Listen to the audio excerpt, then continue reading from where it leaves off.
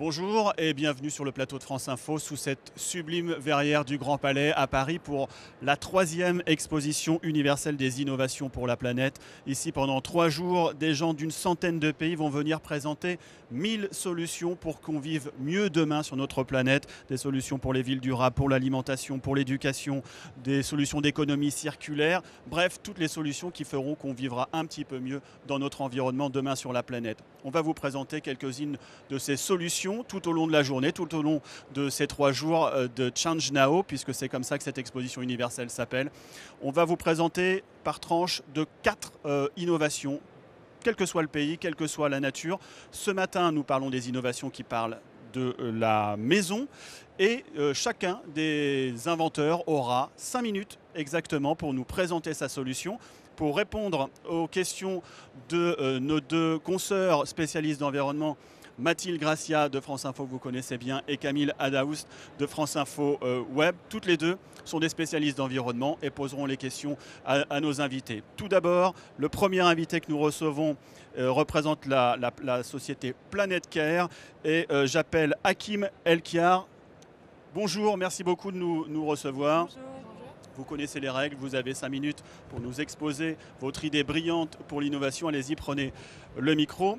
Vous avez inventé un filtre pour les machines à laver qui va s'occuper de filtrer les microplastiques. On s'en doute pas. Il paraît que quand on lave 5 kilos de linge, entre 600 000 et 17 millions de fibres partent dans la nature. Expliquez-nous comment fonctionne votre innovation. Vous avez 5 minutes. Oui, c'est ça. Alors, on a inventé un filtre qui est très, très simple et très efficient. On stoppe plus de 90% de fibres que quand on lave la lingerie, tous les fibres vont dans l'eau de drainage et les systèmes municipaux, ils ne stoppent pas ça. Alors, les fibres vont dans l'océan, dans les rivières. Alors, notre filtre attrape tous ces microfibres et la chose meilleure, c'est qu'on peut recycler ces fibres. Alors, le 85% du filtre, on le reuse et le 5%, on peut le recycler. Ça veut dire qu'on ne se rend pas compte, mais 2/3 de nos vêtements sont porteurs de fibres qui ne sont pas recyclables, qui font moins de 5 mm et qui finissent dans la nature et qui polluent. Oui, c'est ça.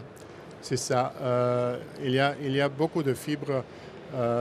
Avec chaque lavage, il y a beaucoup de fibres qui entrent dans le système. Et jusque il y a 2 années, on ne savait pas même ça. Et maintenant, on a fait des recherches et on voit qu'il y a beaucoup de fibres qui, à la fin, on les remange avec les poissons. 500 000 tonnes de fibres Oui. non recyclables finiraient, selon vos chiffres, dans les océans.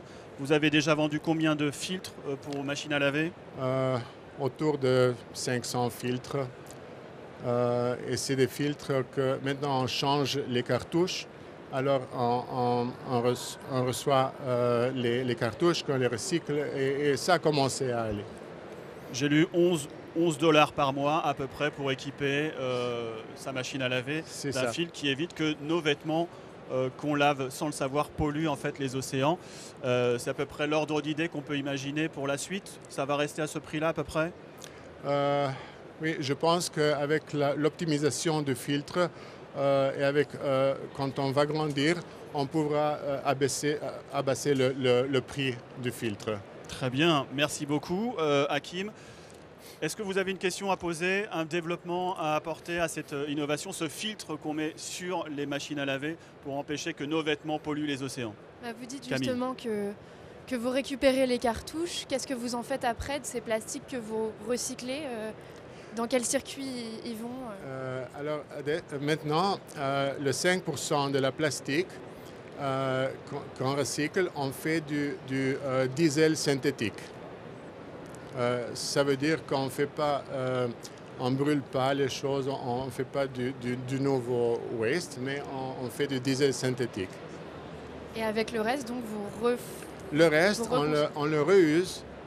C'est la chose plus importante, qu'on reuse le 85% du filtre. Moi j'ai une question concernant les filtres. En fait, c'est nous qui devons les mettre sur des machines à laver qui existent déjà. Pourquoi ne pas travailler directement avec les constructeurs pour qu'ils mettent eux-mêmes en fait, oui, ce genre de c'est ça filtre? qu'on voudrait. C'est ça qu'on voudrait. On est en train de parler avec les plus grands constructeurs. Et déjà, on fait des tests.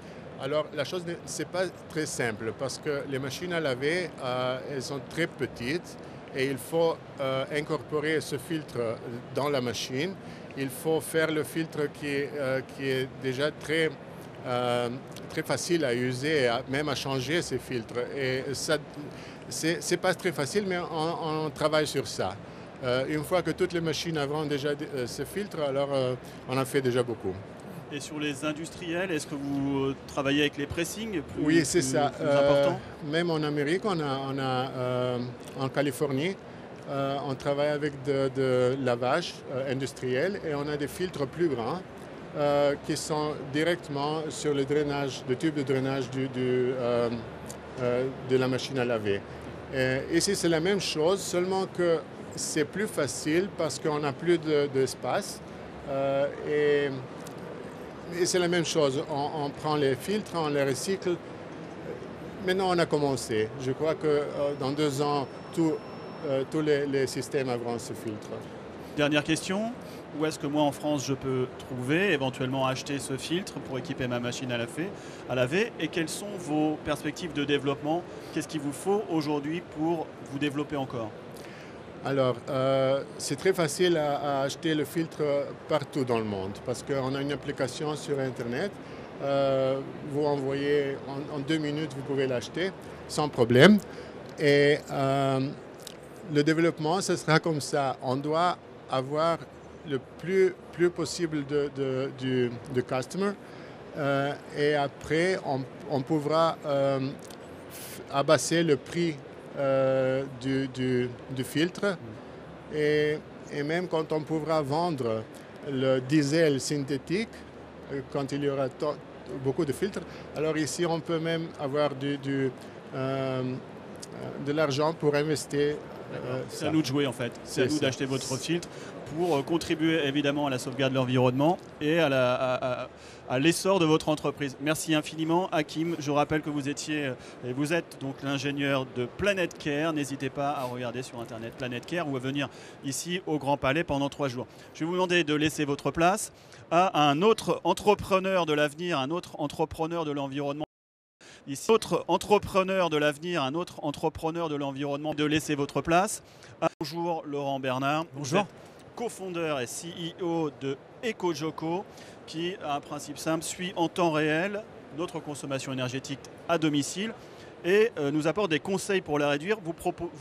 Vous avancez le chiffre de 25% d'économie grâce à ce petit boîtier que vous nous avez apporté et grosso modo qui nous explique combien on consomme et combien on pourrait économiser en plus. Expliquez-nous le principe. Donc l'idée derrière EcoJoco, c'est que personne ne laisserait un robinet d'eau allumé pour rien pendant 1 heure chez soi. Aujourd'hui, c'est quelque chose qui est complètement aberrant, qu'on ne fait pas. Et pourtant, sur l'électricité, c'est ce qu'on fait en permanence à la maison, simplement parce que cette électricité, elle est invisible. À part des ampoules, des lampes qu'on voit bien, tout le reste de nos appareils consomme de l'électricité et on ne le voit pas. Que ce soit un frigo qui va être mal réglé, un chauffage qui va être mal réglé, une casserole sur laquelle on va oublier de mettre un couvercle. En fait, sur tous les appareils, on consomme énormément sans s'en rendre compte. Et donc nous, ce qu'on fait, c'est qu'on va rendre visible cette électricité et vous aider donc à baisser cette consommation. On vous donne 3 infos. La première information, ça va être cette puissance temps réel donc, que vous allez avoir sur cet assistant. Donc il y a 2 aiguilles, une aiguille du haut et une aiguille du bas. Je vais le montrer, je ne sais pas si... On a des images sur votre stand en parallèle, mais voilà grosso modo le boîtier et c'est l'aiguille du haut qui indique la consommation actuelle. Elle va donner la puissance en temps réel. À chaque fois que vous allumez, vous éteignez un appareil, quand vous allez vous coucher, quand vous partez de chez vous, vous savez si vous avez tout éteint. Vous allez voir si effectivement vous avez des veilles ou pas. C'est une première information qui est hyper impactante. Deuxième information qu'on va vous donner, si j'arrive à vous le faire en direct, on va vous donner la répartition des usages de vos consommations à la maison. Alors ça, c'est sur votre smartphone, c'est une application connectée à la machine. Exactement, donc c'est typiquement ça, je ne sais pas si on le voit là, c'est une voilà, copie d'écran. on la voit sur votre stand, cette application qui vous donne les informations. Et donc on va donner la répartition des usages pour vous dire, voilà, vous chez vous en particulier, voilà la consommation que vous avez sur la veille, la climatisation, le chauffage, etc. Et enfin, 3e point, on va vous proposer des actions pour que vous puissiez agir concrètement. Qu'est-ce que je fais sur mon frigo pour baisser la consommation, etc. Et donc en effet, on parle de 25% de baisse. C'est un chiffre en fait qui a été démontré par le CNRS. Et ils ont mis ce type d'équipement dans des foyers. Ils ont fait une expérimentation. Ils sont arrivés exactement à 23,4% de baisse entre les 2 populations. Un quart de la consommation énergétique pourrait être évitée si on sait ce qu'on dépense et comment on peut éviter de dépenser Exactement. autant. Et un quart, c'est monstrueux. C'est aussi époustouflant que cette verrière. Un quart, c'est la moitié de ce que la France s'est engagée à faire dans les bâtiments pour dans 10 ans, 2030. On parle d'objets connectés là, pratiquement sans branchement en fait. Il y a une partie qui se met sur le compteur, comment ça se passe? Ouais, en fait, il y a le capteur que vous voyez sur les écrans là qui se met sur le disjoncteur général, donc pas sur le compteur, sur le disjoncteur général. Il y a juste besoin de le poser. J'enlève un scotch et je le pose. Ce capteur, il va envoyer l'information de la puissance à l'assistant. L'assistant, il se met où vous voulez, dans une pièce à vivre, un salon, une entrée, une cuisine, etc. Et donc après, il se connecte à la box en Wi-Fi ou avec un câble réseau. Et nous, on va analyser ce signal, le signal total de la maison, pour en déduire, parce que les appareils ont des signatures différentes. Ça, c'est un frigo, ça, c'est un lave-linge, etc. Combien ça coûte? Nous, on le vend aujourd'hui sur notre site à 199 €. Il se trouve que si vous êtes en chauffage électrique, donc pour nous c'est un client sur deux, l'État vous rembourse entre 10 et 80 € sous la forme de prime d'énergie. Donc vous faites la simulation en ligne, on vous donne cette valeur-là sous forme d'un chèque. Et on rentabilise en combien, vous avez calculé Donc c'est rentabilisé en moins d'un an. Et on faisait le calcul avec 250. En gros, il y a une économie à faire de 250 € par an. Pour un foyer de 4 personnes? Pour un foyer moyen. D'accord. Donc c'est moins que ça. Un foyer de 4 personnes, ça va être encore plus que ça. Et aujourd'hui, on est plutôt maintenant, comme l'électricité monte tous les ans, enfin tous les 6 mois, on est plutôt à 300 € à économiser par an. Donc l'impact, elle est encore plus rapide. Merci beaucoup. Les spécialistes environnement, monsieur est à vous. Non, mais on se posait la question sur l'utilisation des données, en fait, le fait d'être connecté comme ça. Qu'est-ce que vous mettez en place pour protéger les données personnelles?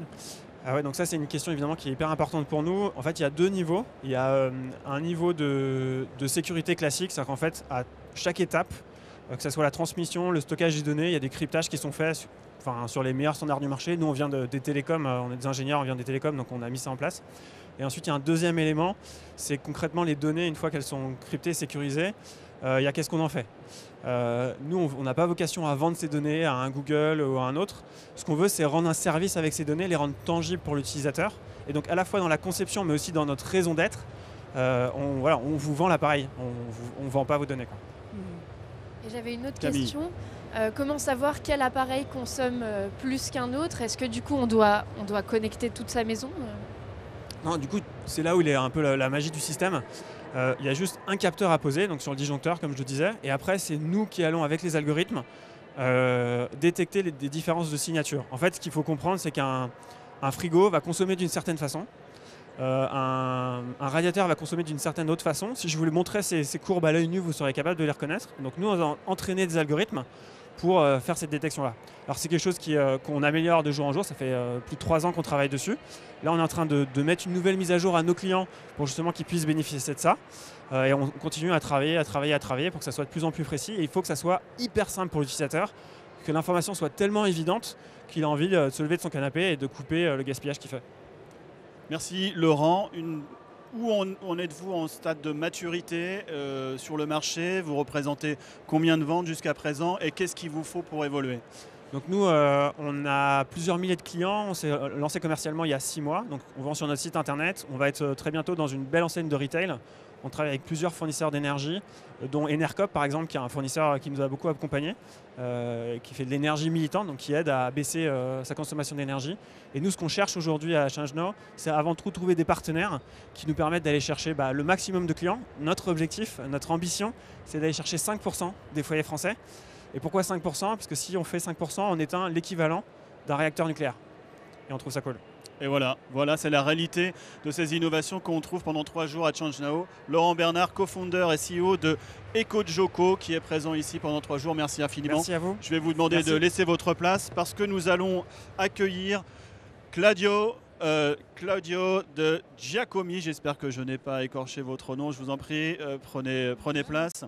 Donc vous représentez une société qui s'appelle Julia, alors qui nous concerne tous au quotidien. Vous récupérez, l'eau chaude qu'on utilise pour notre douche, qui va venir être récupérée dans le bac à douche pour réchauffer, pour préchauffer l'eau froide qu'on utilise pour la douche. Expliquez-nous le principe.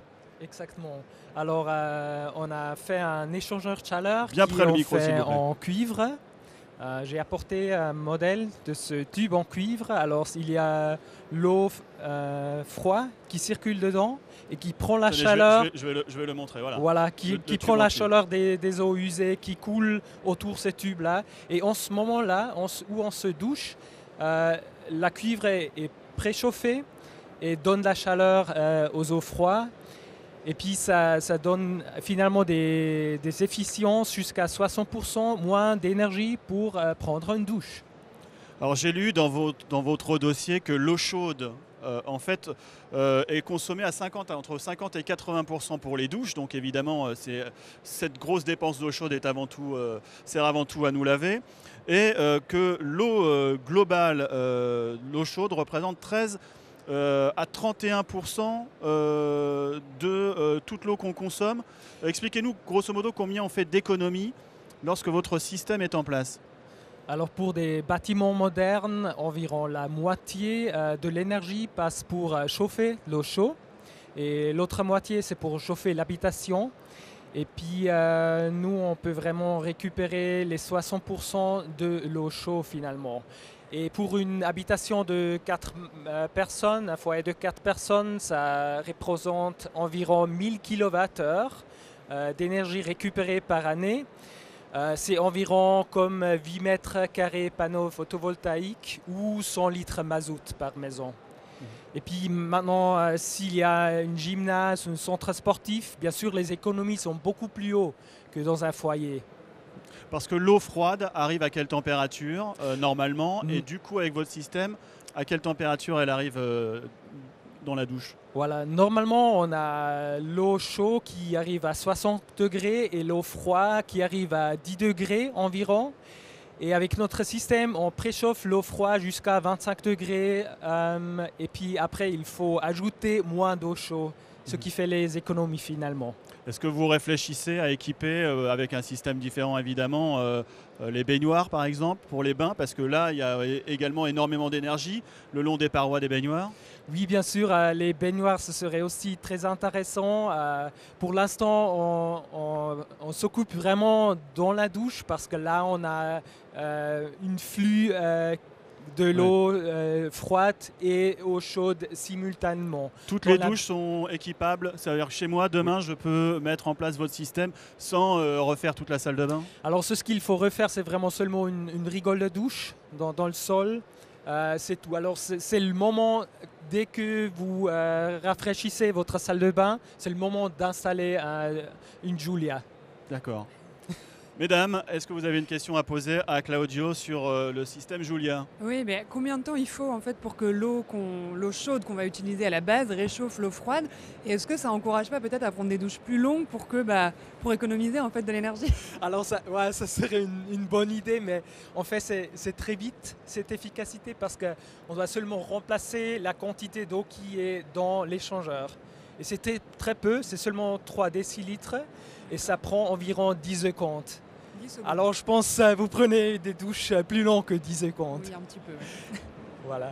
Les douches, c'est moins d'eau consommée que les bains, mais il ne faut pas non plus rester 2 heures dedans. Ça, c'est le logique absolu quand on veut préserver également la ressource qu'est l'eau. Camille.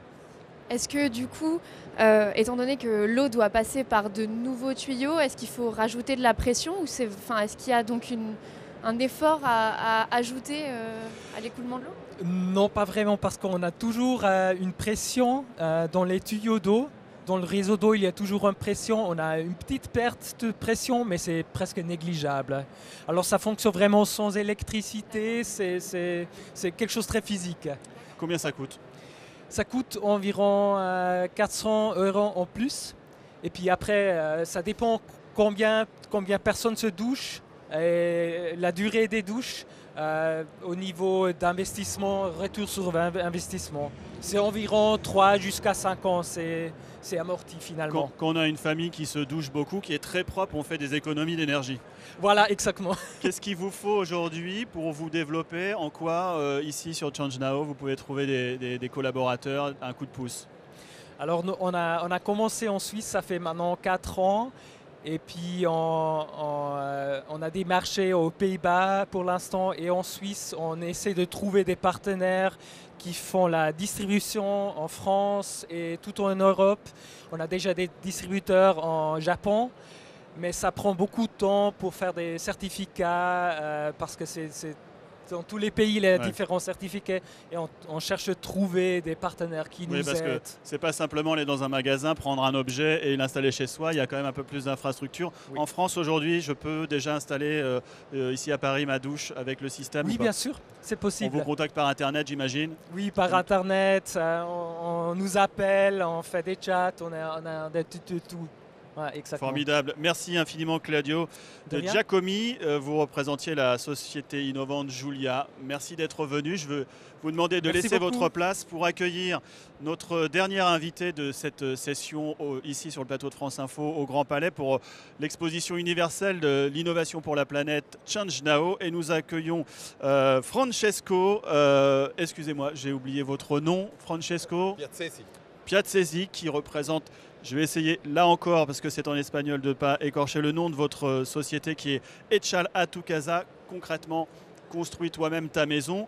Vous proposez en fait d'aller rencontrer les populations les plus défavorisées pour les aider à construire eux-mêmes leur propre maison avec des matériaux construits sur place, en l'occurrence un matériau très particulier qui s'appelle EcoBlock et qui est construit avec la terre des environs des chantiers par les gens qui construisent eux-mêmes leur maison. Donc ça s'adresse évidemment aux gens qui n'ont pas accès en tout cas aux bâtiments en dur, et Dieu sait si ils sont nombreux dans le monde. Une maison construite avec vos moyens coûte à peu près 10 000 $. Vous aidez également les gens à faire des économies, à essayer de trouver de l'argent et donc de participer eux-mêmes à cette économie circulaire de la construction. Francesco, est-ce que vous pouvez nous expliquer quel est le but de tout cela? What is the aim of your innovation? Yes, the aim of innovation is to provide housing for all. As you said, this is a printed house. This is a scale of the block. The block is produced by the community. They get paid. They get a salary. They have a job, as well as they get trained to build the home. We are with them all the time. So it's a local material. You reduce more than 30% the emission of CO2 to the atmosphere, and we create something about 7 jobs for each home, which in the average for a construction of a home, it's a lot. But what we try to do is to create a lot of jobs in the community.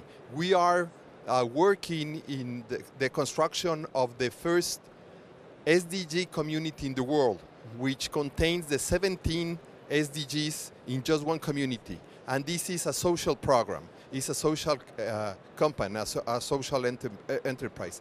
As a matter of fact, the authorities of Nacajuca, Tabasco, which is southeast Mexico, the place where this community is being built, are here with us in Change Now. Combien de maisons, combien de familles vous avez déjà hébergées? Combien de maisons vous avez construites dans combien de pays avec ce système? How many houses did you build for now? We have built more than 200,000 housing solutions in Mexico, and we are being working in other parts like Haiti, Colombia, and Nicaragua around America. Je voudrais que tout le monde comprenne bien ce que j'ai dans les mains ici, qui s'appelle Echal, du nom de la société, qui est le principe de l'éco-bloc. En fait, si j'ai bien compris, c'est la terre qu'on trouve autour des maisons qui est compressée pour créer en fait des parpaings totalement écologiques. It's something what we call eco-block. Eco-bloc. It's around the house. You can find. C'est correct. C'est sur la même place.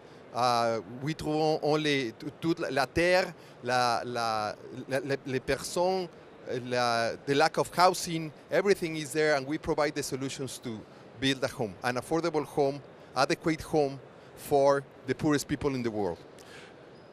Est-ce que vous avez une question à poser, s'il vous plaît, en français et en anglais, à Francesco sur cette initiative qu'il développe partout dans le monde et surtout au Mexique pour l'instant? Oui, est-ce que vous prévoyez de faire des habitats plus collectifs? Donc, do you plan to make more collective homes for more Yes, people? the idea is to bring Échale out of Mexico. And we have built thousands of communities in Mexico. We have created more than 500,000 jobs, and we have provide social impact and well-being for more than 1 million people.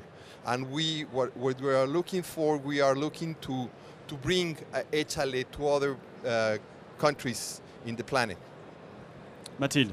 Donc, quelle serait la différence en fait? Quels sont les avantages et les inconvénients de cette matière par rapport à des briques un petit peu plus classiques? What are the advantages of this brick compared to others, Well, like the one that are? the advantages first, it's a local material, so you reduce the freights and you reduce the emission of the CO2. Then you bring the industry into the community. The community does not pay for an industrialization cost that it's maybe around the border or in China or in Japan or whatever. The community becomes the industry. And now in Acajuca, Tabasco, we are going to build 5,000 homes for the poorest people that does not have the chance to have a home. And the government, the municipality donate the land for the poorest people, and the government put the services. So in order that the people now build the home, but they get paid. Just to give you an idea, Acajuca, Tabasco is going to have something like $5 million in investment. When it's finished, which is going to be at the end of this year, Acajuca is going to be valued at least three times more. And the difference of this money belongs to the people, not to a construction company. The construction company is the people from the community. Techniquement, la matière qui est utilisée, technically the material, Yes. how different is it from a Yes, regular it brick? has more strength than a concrete block. It's better. It's better. It's thermal. It's acoustic. It's spread in. It's not burned. It's not cooked. Thank you, Francesco. Comment on peut vous aider? Qu'est-ce que vous attendez de Change Now? How Change Now can help you? Yes, Change Now. It's this mirror of the world that everybody can see what it's going on, and what we are looking in Change Now. It's partnership to bring Échale to other parts, and we really invite the people to Tabasco, which is the first SDG community in the world, to visit Tabasco and to visit this fantastic community that is going on. Thank you. Merci beaucoup, Francesco. Merci. Bravo pour cette belle initiative. On termine cette première session de pitch d'innovation en vous montrant ce gobelet. Effectivement, ici, il y a beaucoup de gens qui nous proposent des innovations pour la planète. Sachez que tout ce qui est consommé sur ce salon sera immédiatement composté grâce à une société française qui s'appelle Upcycle, qui est ici sur le salon et qui va composter tous les déchets alimentaires. Donc, non seulement on parle ici d'innovation pour la planète, mais en plus, on le montre. Restez connectés, nous parlerons ici aujourd'hui et demain également de l'alimentation, des transports, des océans avec tous ces gens qui inventent le monde de demain ici à Change Now sous la verrière du Grand Palais pour cette 3e exposition universelle de l'innovation pour la planète. Restez connectés.